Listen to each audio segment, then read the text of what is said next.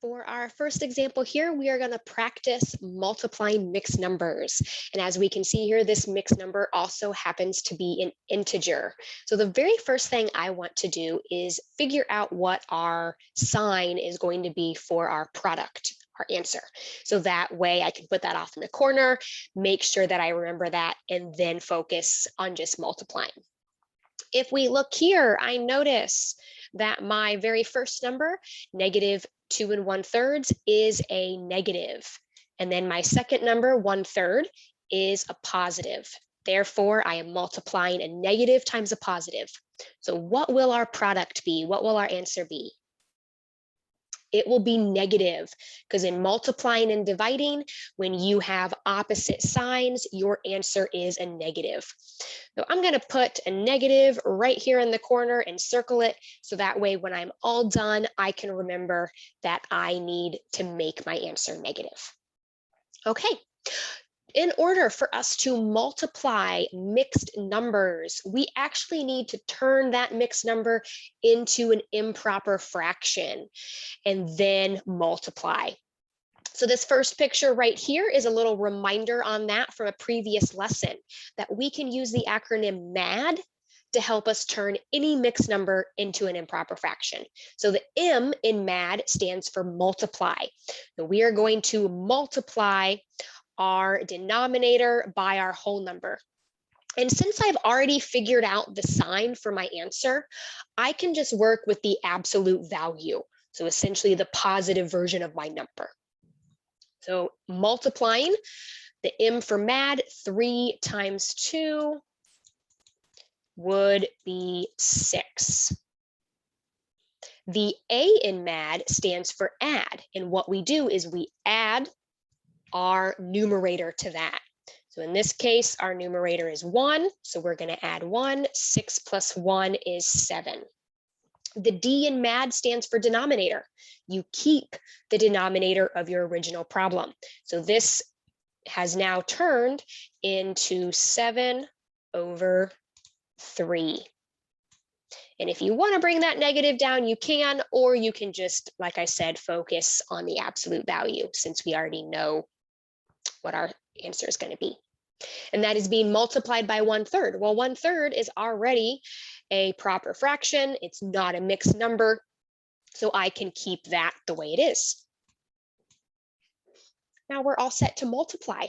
If you recall, when we multiply favorites, when we multiply fractions, we just multiply straight across. So we multiply our numerators, the top numbers, and then we multiply our denominators, so the bottom numbers. So we just go straight across. 7 times 1 is 7.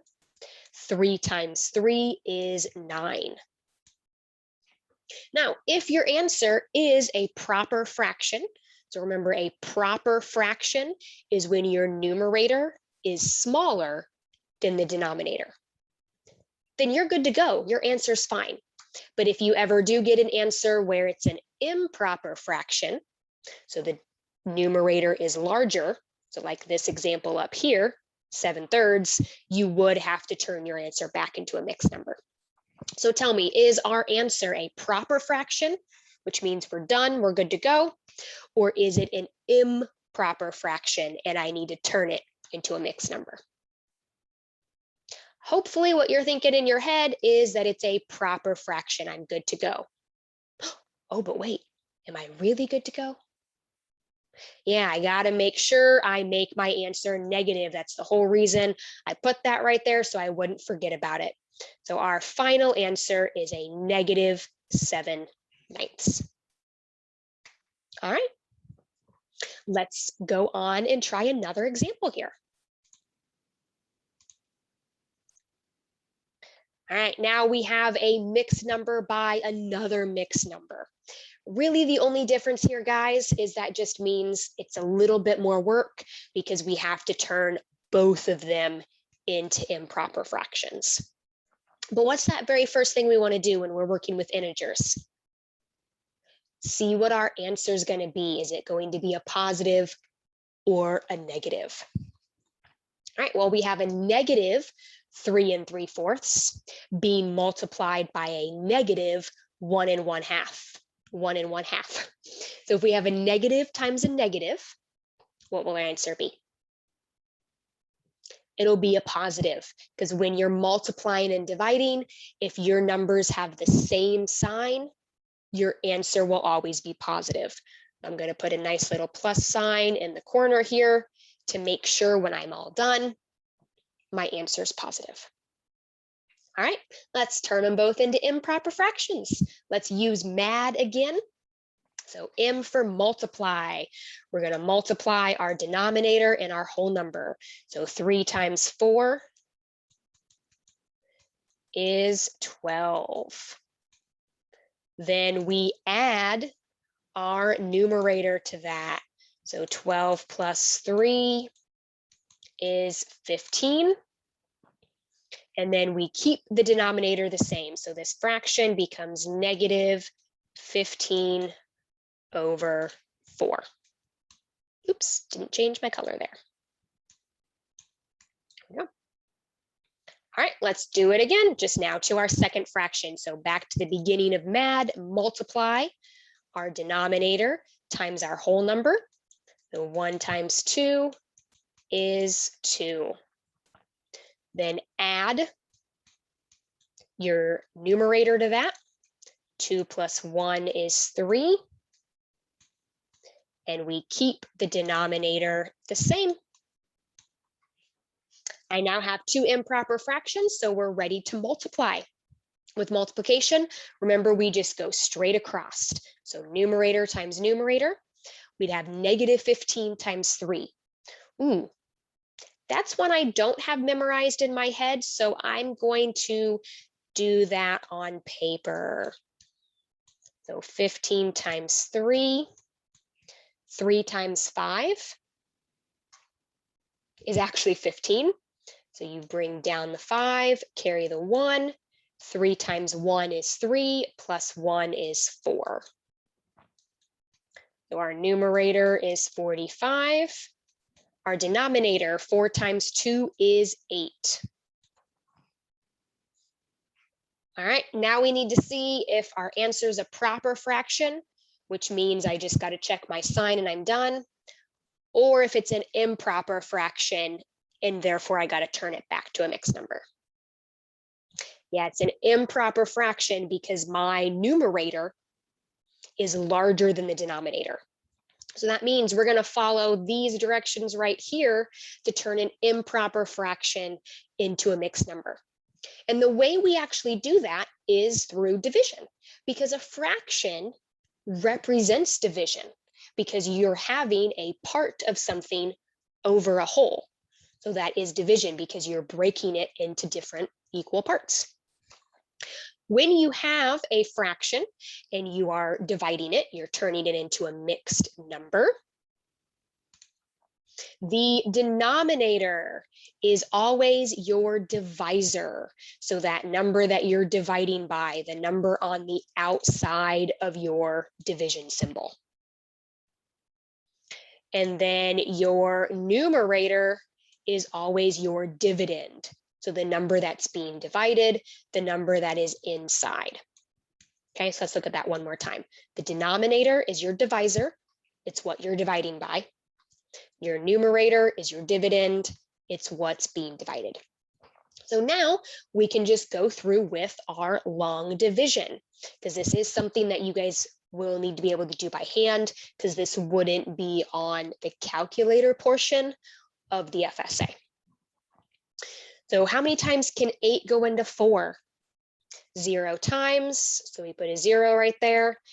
That means we need to see now how many times 8 can go into 45.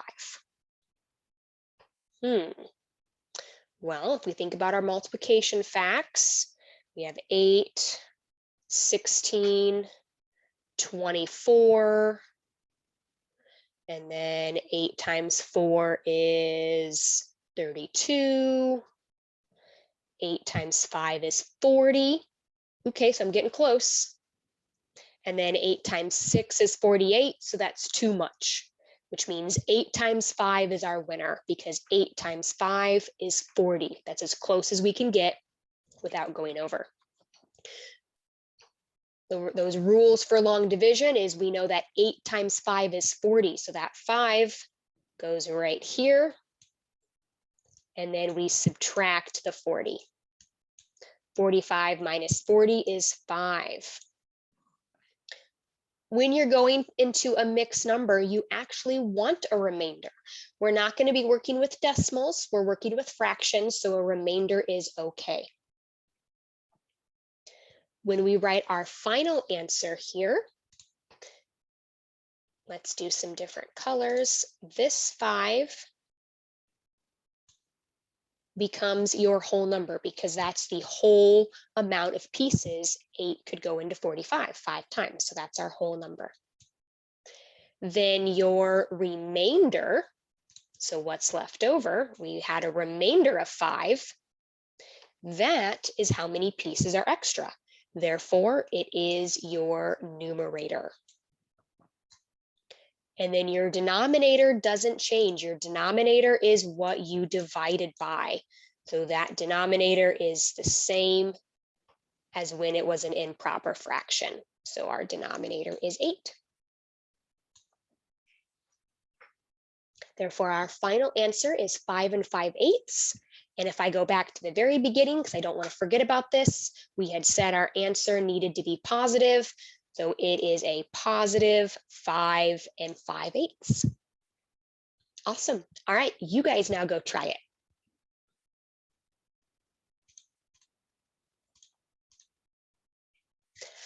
All right, word problems. We're switching into decimals here.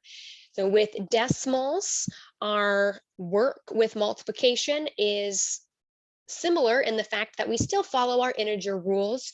They're the same whether you're multiplying a whole number, a fraction, or a decimal. But of course, the way we multiply decimals is different from fractions because it's a decimal. So let's check out this word problem here. All right, Kendra has a black walnut tree in her yard. To make extra money this fall, she gathers the walnuts off the ground and sells them for 45 cents per pound. If she gathers 53 4/10 pounds, how much money does she make? All right, now that I've read the problem once, I'm going to go back through and read it a second time. And when I read it a second time, I'm going to hunt for that important information. All right, so Kendra has a black walnut tree in her yard. To make extra money this fall, she gathers walnuts off the ground and she sells them for 45 cents per pound. If she gathers 53 4/10 pounds, how much money does she make? All right. Now that I've read it a second time, I found some important information. I noticed how much Kendra is selling them for, the total amount that she's gathering, and we want to know, our question here is how much money is she's going to make? Well, we need to first see what operation is going on. Are we adding, subtracting, multiplying, or dividing? I do notice that we are looking for a larger answer because we know the price per pound and we know how many pounds she gathers. So I am looking for a larger answer because I want to know how much total money she makes. Another thing that I see is we're told the price per pound. Per represents multiplication. So it's 45 cents per 1 pound. But she's gathering 53 4/10 pounds. Therefore, we can multiply and find out the total amount of money. All right, right up here is a nice little reminder of our rules for multiplying when we're multiplying decimal numbers. Whichever number has more digits is what goes on top. In this case, it's almost equal because I can see here that this number has a 0, a 4, and a 5. It has 3 digits. And this number also has 3 digits. However, when that 0 is out front due to it representing money, it counts, but it's going to be a little bit less work if we put 53 and 4/10 as our top number. When you multiply, you do not need to line up the decimals. So when you multiply, that's different than adding and subtracting. Your decimals don't need to line up. Just line up your numbers. All right, let's do that multiplication.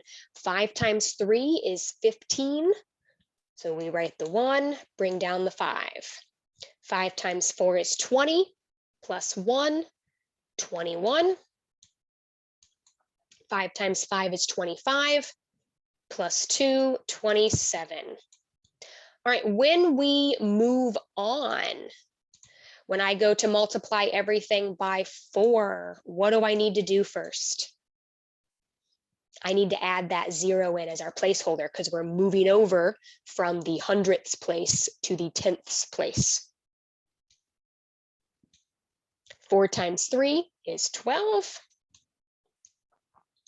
4 times 4 is 16 plus the 1, so 17. 4 times 5 is 20 plus the 1 is 21.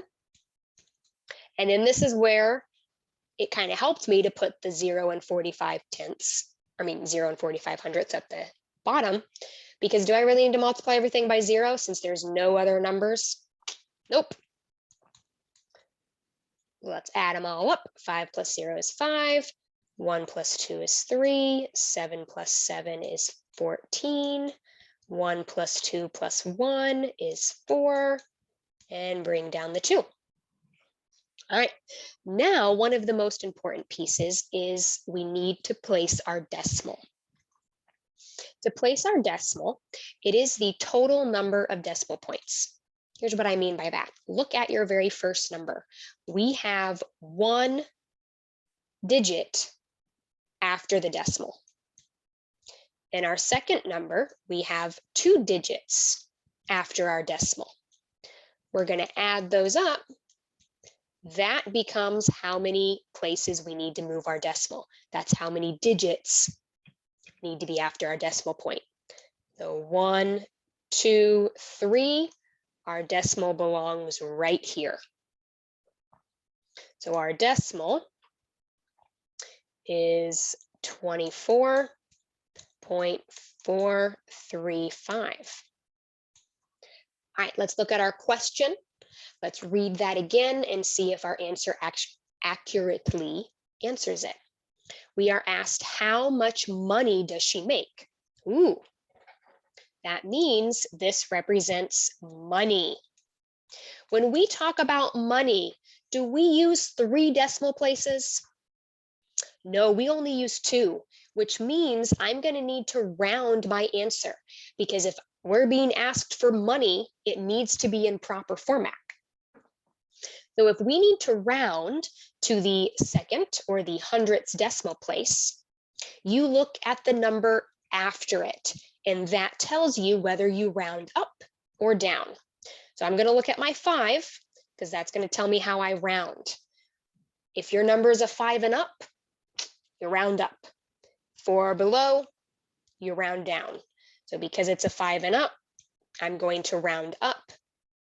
Therefore, our final answer is $24.44 is how much money she'll make for gathering and selling 53 4/10 pounds of walnuts. All right.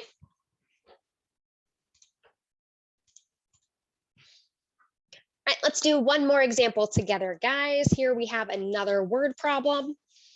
All right, last week, Bobby spent 5 hours watching television.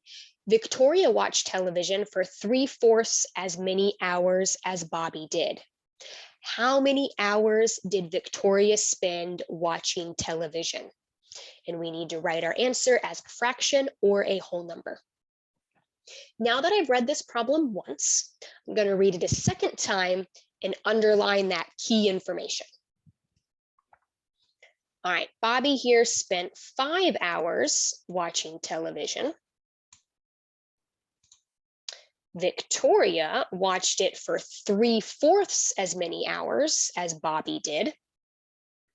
And our question is, how many hours did Victoria spend watching television? All right, Bobby was 5 hours, Victoria was 3/4 as much. That means we're going to be multiplying here, and that will tell us how many hours Victoria watched television. So we have 5 being multiplied by 3/4. Do you guys remember what we need to do when we have a whole number being multiplied by a fraction? We need to turn that whole number into a fraction. And the way you can rewrite any whole number as a fraction is by placing it over 1. The reason this works is because fractions are thought of as division. If you divide something by 1, that's the identity property. Your answer is itself. Your answer is 5. So we're not really changing it any. All right, I don't have any mixed numbers, so that means I can just go straight to multiplication and multiply straight across. So numerator times numerator, 5 times 3 is 15. Denominator times denominator, 1 times 4 is 4. But if we look at our directions here, it tells us we need to either write our answer as a proper fraction, a whole number, or a mixed number. And I have an improper fraction, which means I'm going to need to change this to a mixed number. Those are these directions right here. We change an improper fraction into a mixed number by dividing. Let's get our division bar set up here. The number we're dividing by, our divisor, is our denominator. And then the number that's being divided, our dividend, is our numerator. All right, 4 divided by 1. Well, 4 can't go into 1 anytime, so I got to put a 0 there and now see how many times 4 can go into 15. Well, if I think about my multiplication facts, we have 4, 8, 12. Then it's 16. Okay, so 16 is too large, which means it's 4 times 3, which is 12. So 4 times 3 is 12. 15 minus 12 is 3. And in this case, a remainder, because we're dealing with fractions, is what we want. So we have 3 remainder 3. All right, let's write that as a mixed number. So our red 3 here, this first one, that is our whole number because 4 went into 15 3 whole times. Then our remainder, how many pieces were left over, is our numerator because that's the part that was left over. And then our denominator doesn't change. It's what we divided by because that was how many pieces, our whole, that we were dividing by. So 3 3/4 hours is how long Victoria spent watching television. All right, your guys' time to practice.